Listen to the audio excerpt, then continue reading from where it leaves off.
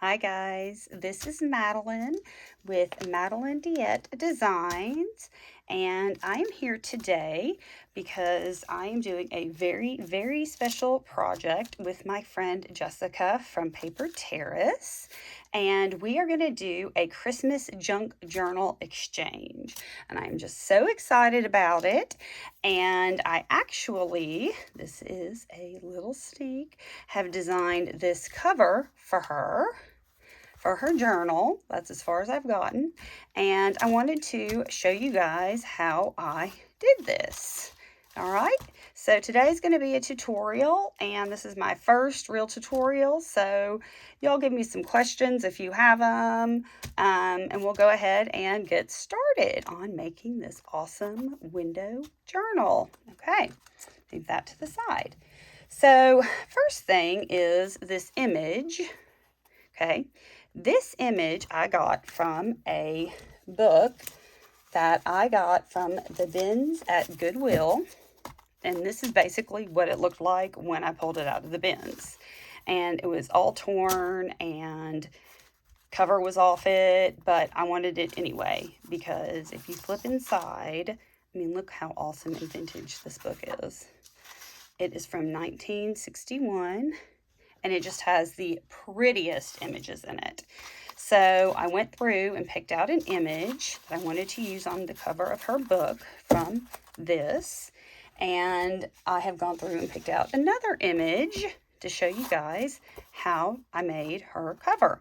So we can go ahead and get started. So this is the image I have decided to use, okay? And to get my template, this is actually a Christmas card, an old Christmas card I had in my stash.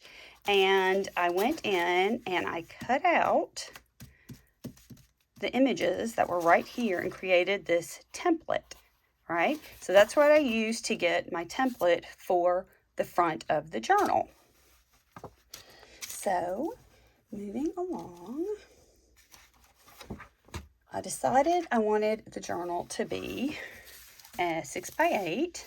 So I've got my pieces of cardstock already cut for a 6x8 journal and a 2-inch spine. So these are 6x8, 6x8, and 2x8, okay? And this is going to be the front cover of my journal. So we'll put these to the side first, for now, because we don't need them. And what I'm going to do to start out is I'm going to take my template and I'm going to line it up on here on this piece of cardboard to where I think I'm going to want to have it on the cover. Okay, and that looks good to me. And I'm going to take a pencil and I'm going to go ahead and trace out these windows right here.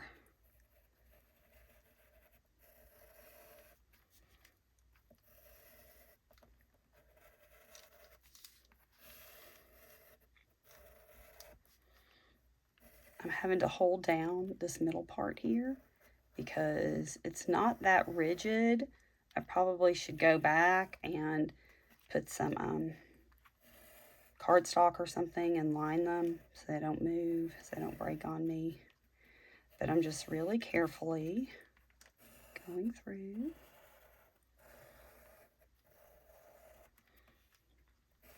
Now, you could also, if you wanted to, just get some squares or freehand a template or just freehand a design on a cover.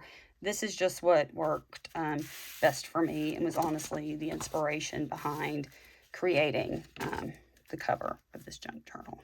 Okay, so then I'm going to take some scissors that have a really sharp point, and I'm going to go in here like this and carefully cut these squares out.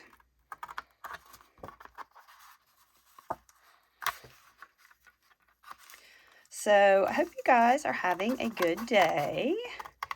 I hope you're doing some Christmas crafting and kind of getting ready for the holidays. I have actually really gotten into my Christmas crafting this year. I started really early. I didn't even know if I was going to do anything Christmas, and then I just started going through my stuff, and I just was getting inspired and had so many great ideas, and just decided that I was going to go ahead and just go for it. And then one thing led to another, and now I just feel like I've got all these great ideas and I just can't stop making and creating. I have not, I don't know if you guys, some of you may know this, but I have not been a junk journaler for very long. I've only really been doing this a few years, and I mean, when the bug hit me, it hit me hard, and I have just really loved junk journaling and paper crafting. It was sort of something new to me, although my whole life had been like a huge fan of books and school supplies and paper and note cards and everything like that. So, I mean, this wasn't too far a stretch.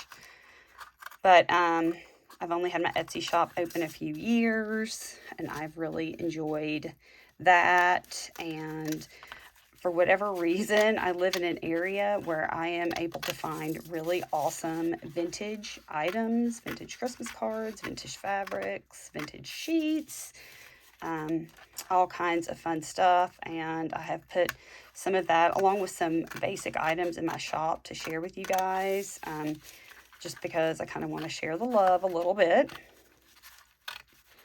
But anyway, back to what I was saying about how I haven't been doing this very long, and it really has taken me a while and a lot of journals and a little while to get, to where I know what I like, what processes I like doing, that kind of thing. I'm going to tell you, when I first started this, I made and gave away so many journals, just practicing and, trying to get good and improve myself. And then after about a year, I got a sewing machine for Christmas, and that really upped my game. I really enjoy using my sewing machine and crafting.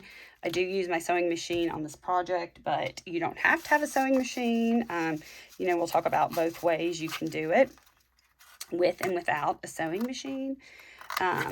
But I did already know how to use a sewing machine because I studied fashion merchandising in school and took a lot of sewing classes. And now, granted, that's been over 20 years ago, but it really came back quite quickly.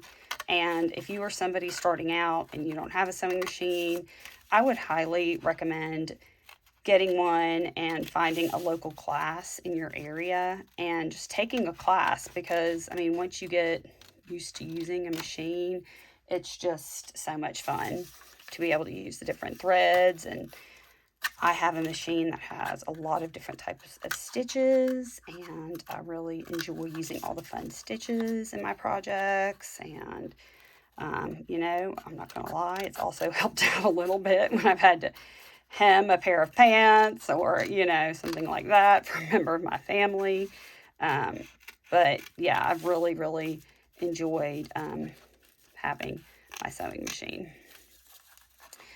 All right, so we'll put a pin in that topic for just a moment, and we are finished cutting this out. All right, so here we have our fun little template right here. And if you're wondering what this noise is, and I'm sorry for the shadows, y'all, I have got a piece of wax paper under here, and I keep a table, like an old sheet on my desk, because this is a really special desk to me and I don't want to get it messed up. And then I have this on it because when I'm working with glue, I like to have a little piece of, wax paper.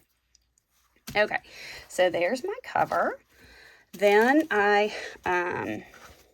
want to take my image, okay, and as you can see, it's a little bit torn, and it's, the paper, it's kind of thick, but, it's a little bit brittle because of age. So I just have a piece of manila folder here.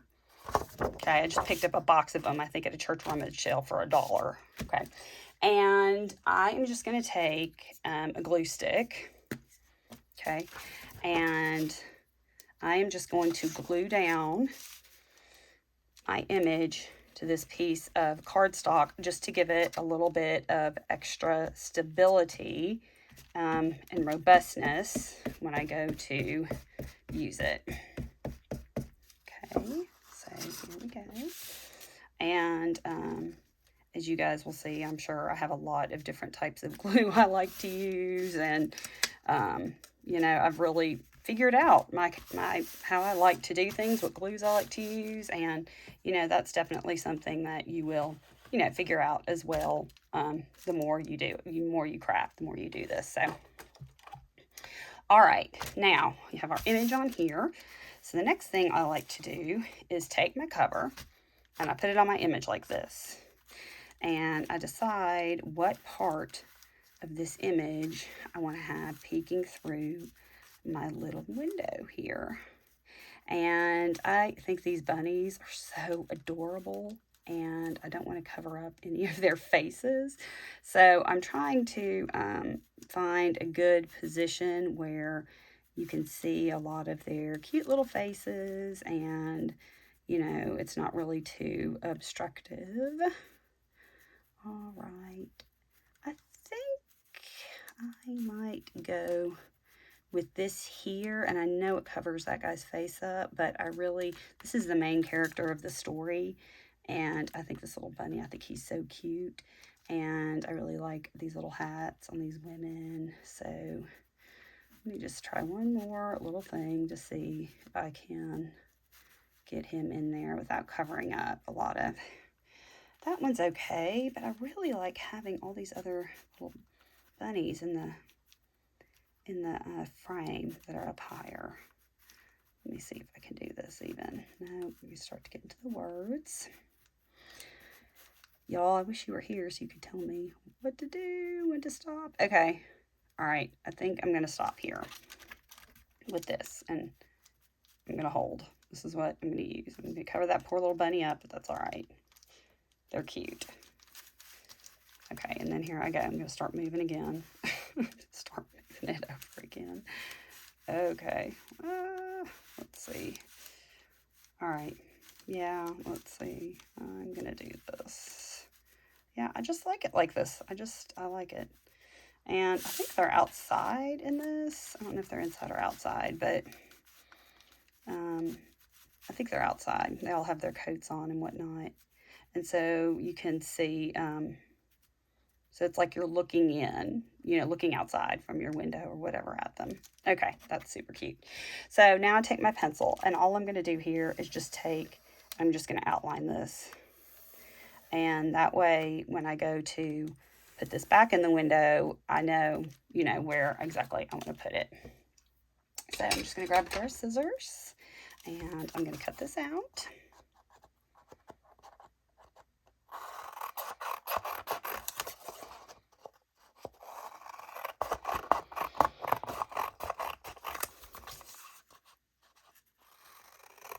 Oh, look at that. Somebody's written their little name there. I just love that part of finding vintage things, or all the little things about it that make it unique. Okay, about each little item. Okay, great. So, perfect. We got that. We can move that out of the way.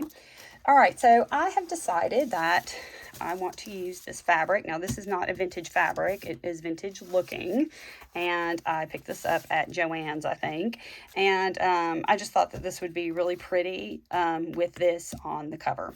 So I'm going to go ahead and take my fabric here for my cover, and I'm going to turn it over like this and just kind of get a look at it. And then I'm also going to be using some cotton batting to kind of give my journal a plush feel. All right, and the cotton batting I cut out to be the exact, or just about the exact size of my cover, because when I go to wrap the fabric around the sides, I don't like to bring the cotton batting with me or with it, because it just makes it too bulky in my opinion.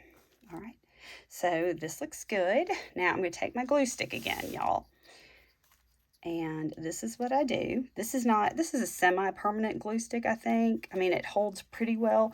But what I'm really trying to do with the glue stick is get a little bit of a grip on the materials.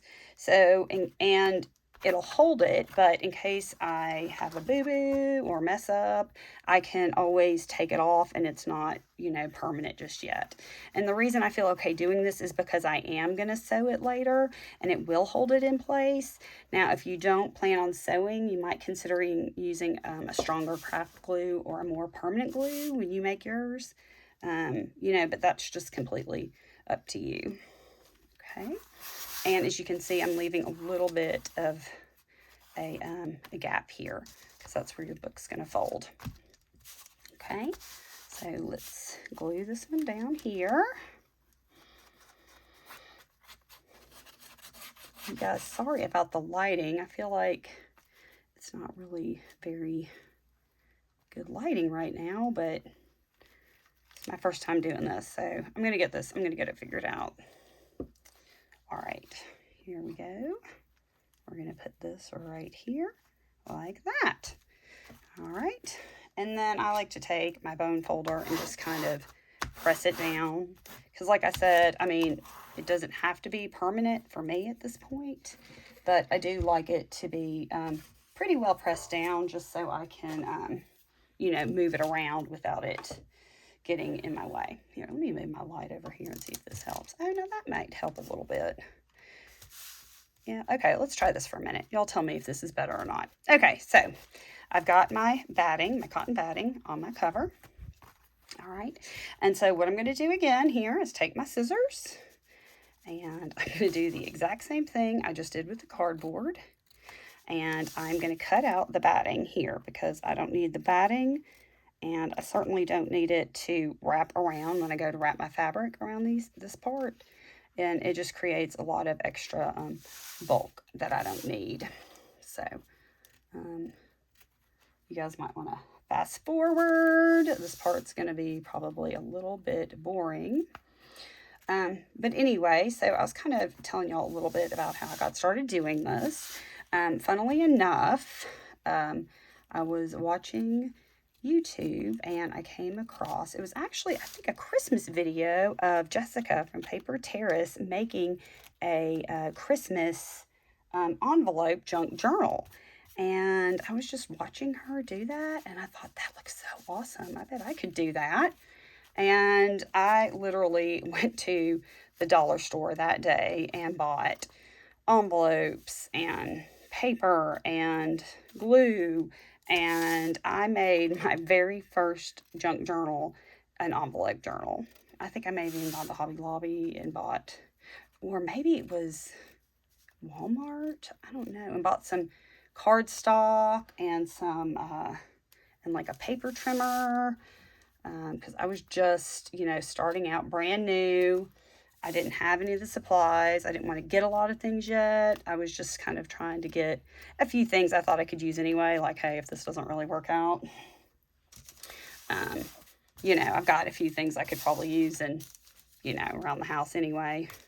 Or my kids could use for projects and whatnot. And I came home and I literally followed her tutorial. It is a great tutorial if you are just getting started. And I was kind of bit by the bug, and then I just started making things, making ephemera, you know, looking around, and then occasionally every now and then I would go to Hobby Lobby or Michael's or Joann and buy maybe a punch, like a craft punch, like a circle punch, or, you know, maybe buy, I think the very first Tim Holtz thing I bought was some vintage photo. So I could like ink up edges of stuff. And, you know, I just practiced and made a lot of journals, different methods. I watched a lot of different creators on YouTube. I mean, there are a lot of very talented creators out there. If you're just getting started and you want a good, you know, tutorial, lots of super talented people, really from all over the world. I mean, I watched videos from all creators all over the world, and if I saw something, I would just be inspired and see if I had the materials and try to make it or a version of it. And then, you know, it just kind of grew from there. and I joined Patreon for a creator, for Jessica from Paper Terrace, actually, and started getting her monthly mail, which I have to say was really, that was really good for me because I am a visual learner. Like, I can watch a tutorial and try all day long, but a lot of times I need to look at something and hold it in my hand and kind of examine it, if you will, you know, just to see it, you know, how it's made, what it's done. And I had a journal that I made for myself, and I would just do layouts in that journal of my different Patreon mail. And then that would help me stay inspired. And then I just kept making and giving away. And one day, Jessica encouraged me. I'd asked her, reached out to her and asked her about, you know, her Etsy shop. She had an Etsy shop at the time, and she encouraged me to open a shop up, and, you know, the rest is history. I just kind of grew from there and picked up other, you know, tips and tricks along the way. And, you know, like, practice makes perfect. I can't say that enough. And if you mess up, there's always a way to fix it. Okay, so we've got this. Now you can see I didn't do a super precise job of cutting that out, but it's okay because this is all going to be covered. I just wanted a little bit of the batting there in the center. Okay, great. Let me get a sip of my iced coffee. Okay, sorry about that, y'all. Okay, so now here comes the fabric into play right here. And I'm going to lay my fabric down like this.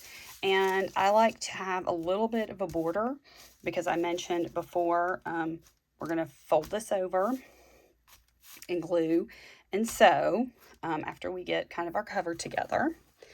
And so what I'm going to do now is bring out my handy dandy glue stick again, okay, because I just want to tack it down basically. And I'm going to just add some glue here. And then just press it down. And then add some more glue here. And add glue here.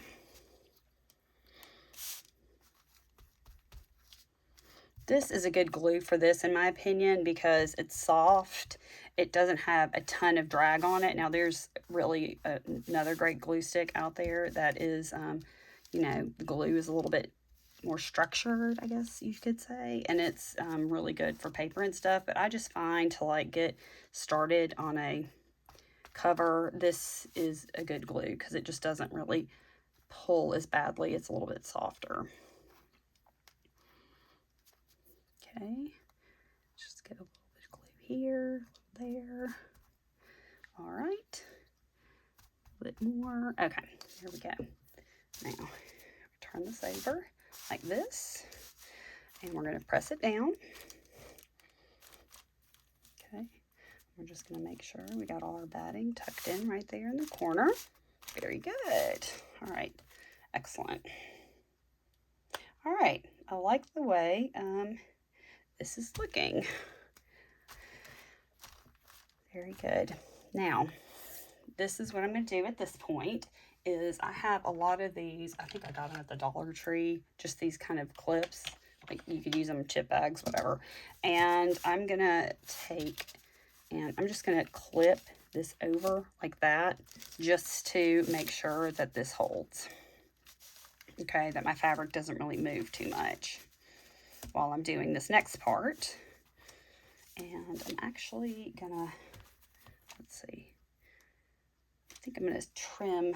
Y'all see my scissors? Oops. Oh, there they are. Okay, great. I'm just going to trim a little bit off of this end, like this. Okay, great. And then I'm going to put a little clip here like this. All right. So there we go, our journal. Now, take my scissors again, the sharp point. And I'm basically going to kind of do the same thing. I'm kind of carefully put a mark And for me, I found that if you kind of put a hole in the center and then trim towards the corners of the square, that works very well. Okay, because it can go back like that. Now, I will talk about, once I get these cut out, what we're going to do about the centers, but the side is obviously very easy, and the ends rather, because there's plenty of room to fold fabric back. Okay, and I'm going to even just take a little bit of my glue stick and just kind of tuck that kind of out of the way, pull it kind of taut.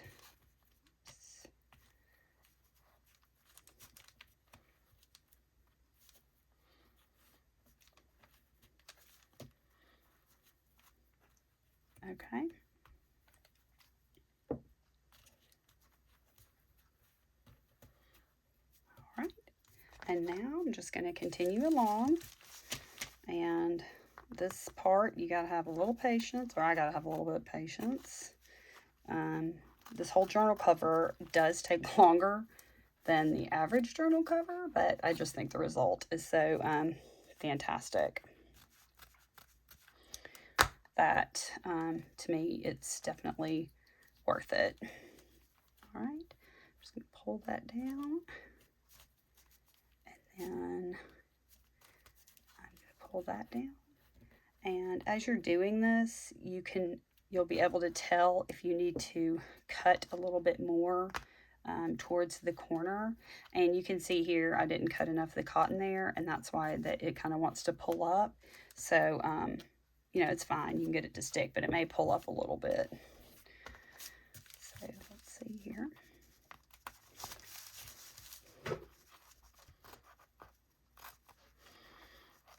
I kind of always err on the side of don't cut quite enough, and then you can go back and cut more, as opposed to getting too crazy with the scissors.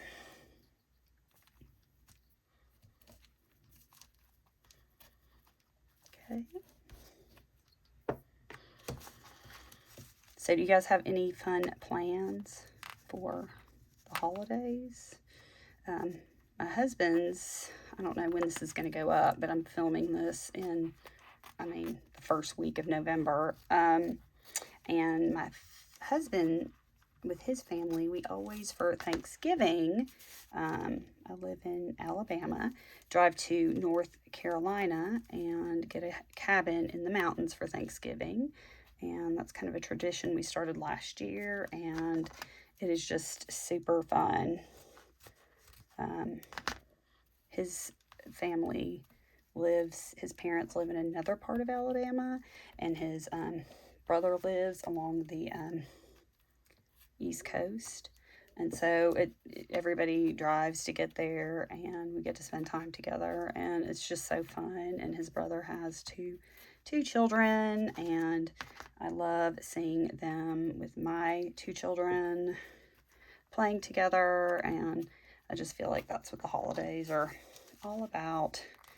So right now I'm looking forward to that. I've been Christmas crafting like crazy, but I actually have not gotten out a single piece of Christmas decorations yet. I feel like Halloween was just over. Well, it was just over, but I want to enjoy my pumpkins I have around my house for a little while longer before I get into Christmas. All right.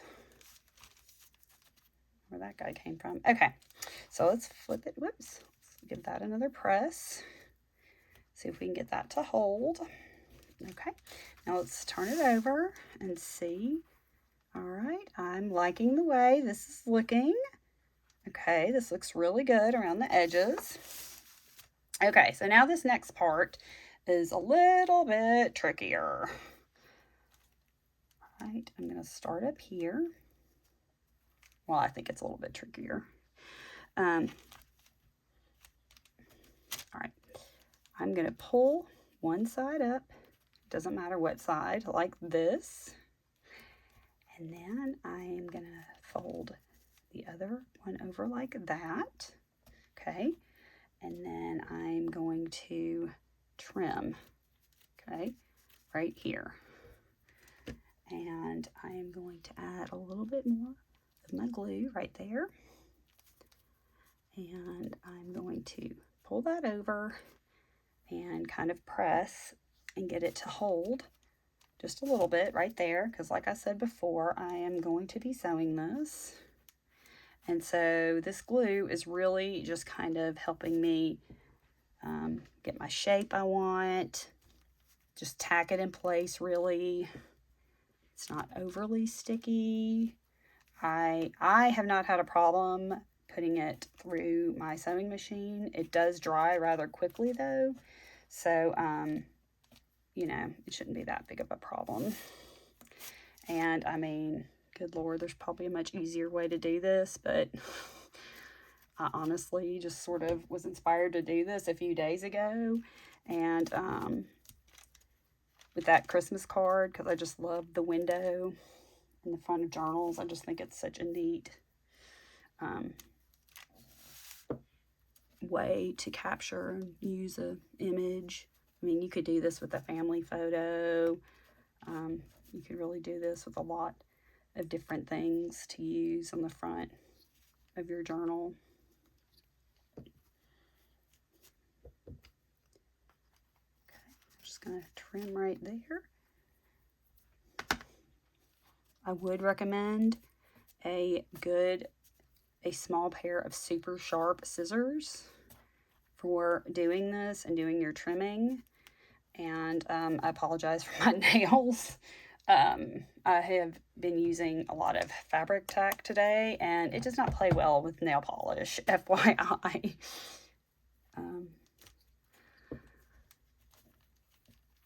Okay, so as you can see here, again, this is getting to be probably very boring and repetitive, but as you can see, I'm very carefully adding a little glue. Anyway, I think, did I finish saying a pair of scissors, small scissors with a very sharp point, is very helpful. I mean, very helpful in this project. It would be, to me, hard to do it with a different kind of scissors than something smaller and with a very sharp point.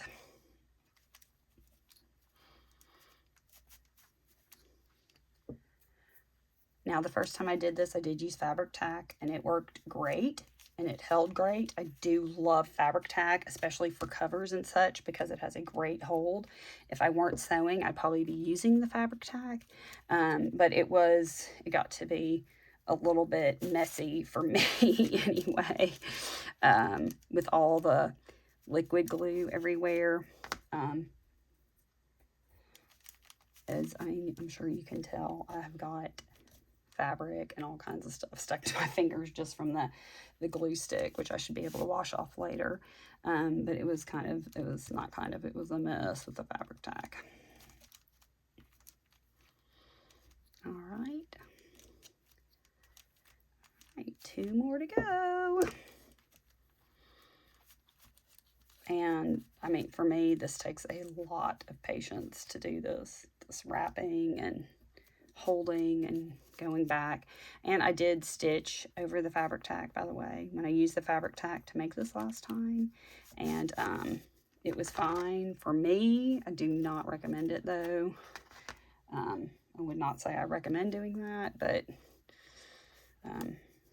I think that's part of the reason too why I switched to this kind of a glue stick. And you could use, I love all kinds of different kinds of glue, but Tombow Mono Aqua Glue, this glue here, is a great glue to use. And I actually feel a lot more comfortable sewing through that glue than I do the fabric tack. But that fabric tack, man, it's good stuff. Dries quick, holds. I mean, it is good stuff for sure. So I've probably overcomplicated my crafting life by using all these different types of glue. But again, I mean, you just kind of have to figure out what works best for you, you know, and what makes it easy for you. And not, you know, not to get, you know, you don't want to get frustrated because it doesn't hold, or it, you know, grabs too fast or dries too fast and you don't have any wiggle room. You know, you just got to do what works, you know, like I said, over and over again for you. Okay, so I'm going to come back through in a minute and repress this down, but there you have it. Cute. So you want to flip it over, and then, you know, you want to look and see if you need to add more glue anywhere and repress things down. But you can see that we're starting to form a really nice window here. And then when we get ready to do our image, that is kind of what it's gonna look like. Oh, that's coming out so cute. Okay, guys, well, I'm going to stop the video here. I am going to, off camera, I'm going to stitch all around this with just a straight stitch, and then stitch around the cover all the way around the edge of the journal. Real quick, though, before I do that, I always go and trim the corners like this and leave just a little bit of fabric right there. And I will get this ready to sew.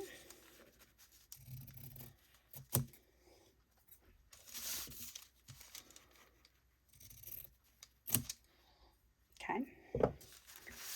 And I'm just going to do the same thing with my little glue stick. I'm just going to put that down like that and press it in.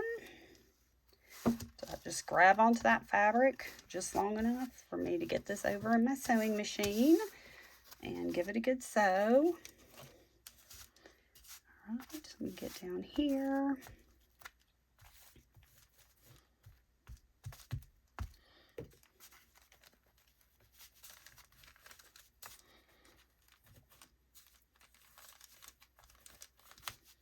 Okay. If you are still with me on this video, thank you for hanging out with me towards the end, till the end. I know when I was starting out and I was learning how to do things, even, you know, steps that one might think, you know, were basic or simple, I just always appreciated when a creator would, you know, just take the time, even if it made a longer video, and just go through all the little steps, because, you know, I'm a visual person and I really just liked to see every little step. I used to have a notepad and I would write down all the steps and write down all the measurements and, you know, just try to do it. And now I've made so many that I don't know. I just know how to do it because I've just done it so much. All right. So if you glue, that is what your cover is going to look like. So like I mentioned, I'm going to give this a good stitch, and then at the beginning of the next video, we will talk about the next steps on making this cover for this junk journal. All right, I'll see y'all in the next video. Thanks for hanging out with me, and I'll talk to you soon. Bye.